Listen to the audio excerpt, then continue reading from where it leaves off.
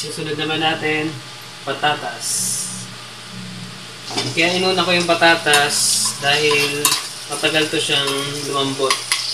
Para mapalambot natin agad yung patatas. May kanya-kanya tayong paraan kung paano magluto ng adobong manok. So, ganito po ako magluto ng adobong manok, mga kalodis. Yung iba kasi, hinuhuli nila yung paglagay ng patatas.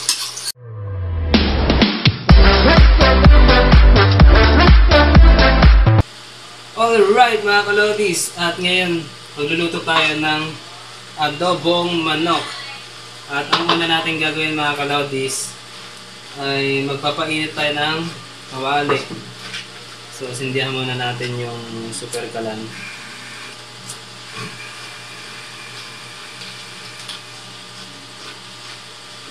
At painitin natin ang kawali.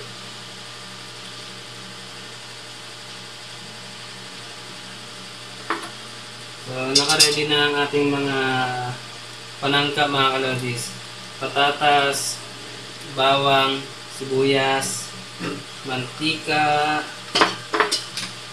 itong toyo, suka, paminta, dahon ng laurel.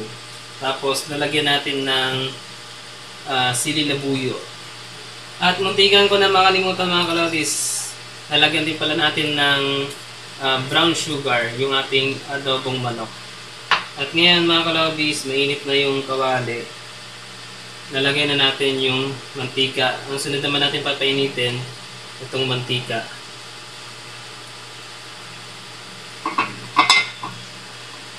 Mga kalodis, mainit na ang ating mantika. Igigisa na natin itong bawang sa sibuyas.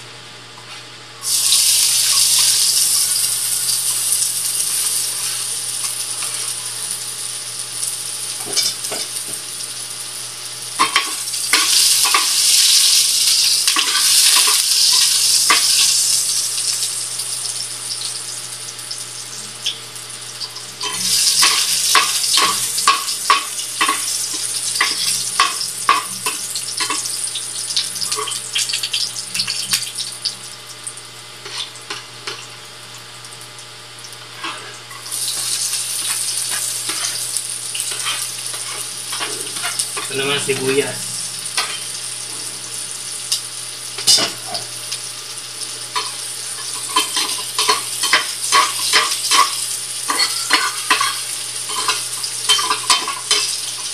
Susunod naman natin, patatas.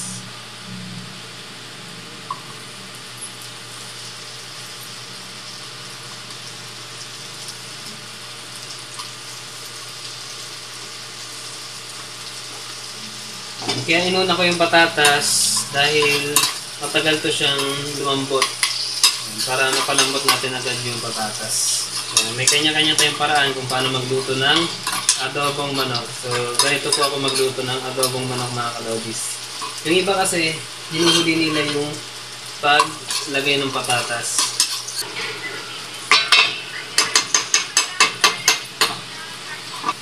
Okay, lodis. Ang sunod naman natin ilalagay itong manok.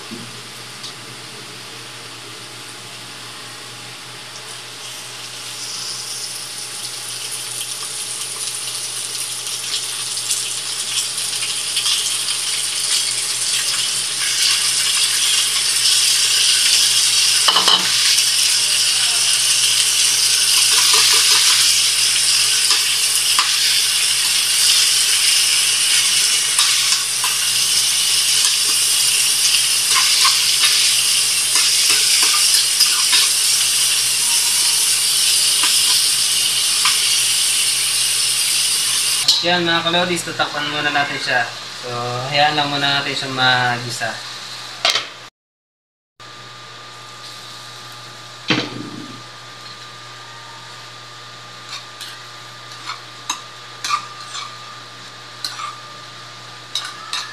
Tapos na natin igisa ang manok. Kasunod naman natin ilalagay mga kalodis, toyo.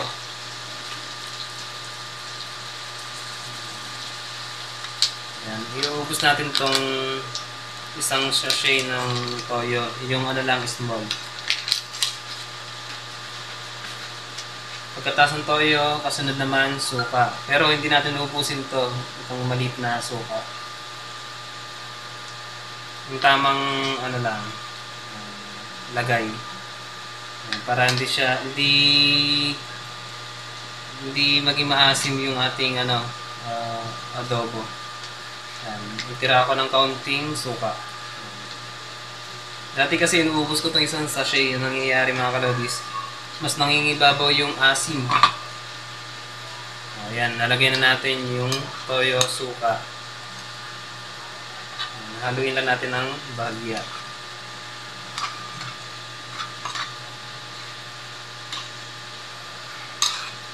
At ngayon mga kalodis, lalagyan naman natin ng paminta.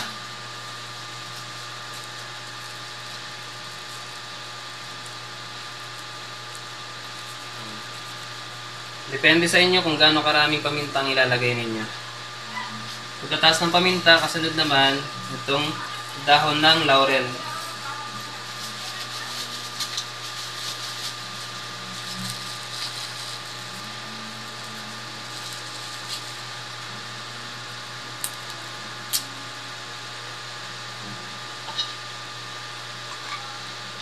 Okay, haluin muna natin mga kalodis. Tapos lalagyan natin ng sili labuyo.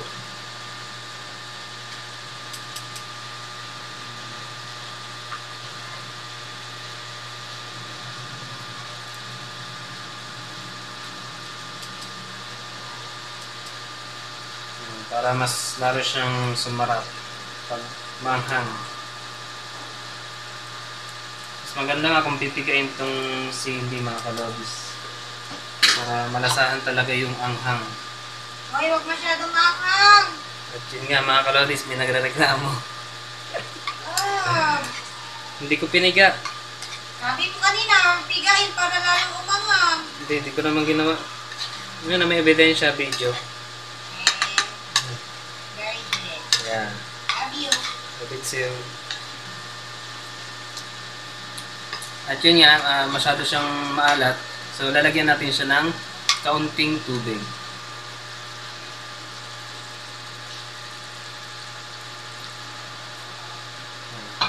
Kaunting tubig lang mga kalodis.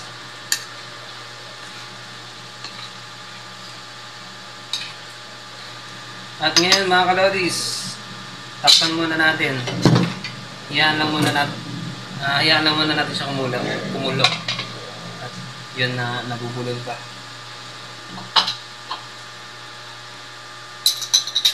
Sa brown sugar, depende rin sa inyo mga kalodis kung gaano karami. Tansyahin nyo lang.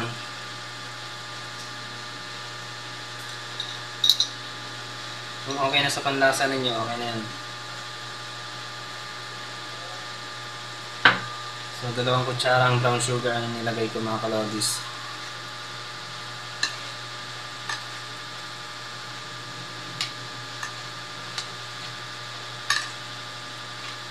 At yun na nga mga kalodis, yun yung last part ng pagluluto, yung brown sugar. Titikman na lang ulit natin mga kalodis kung pasok na siya sa panlasa natin. Ngayon meron na siyang brown sugar.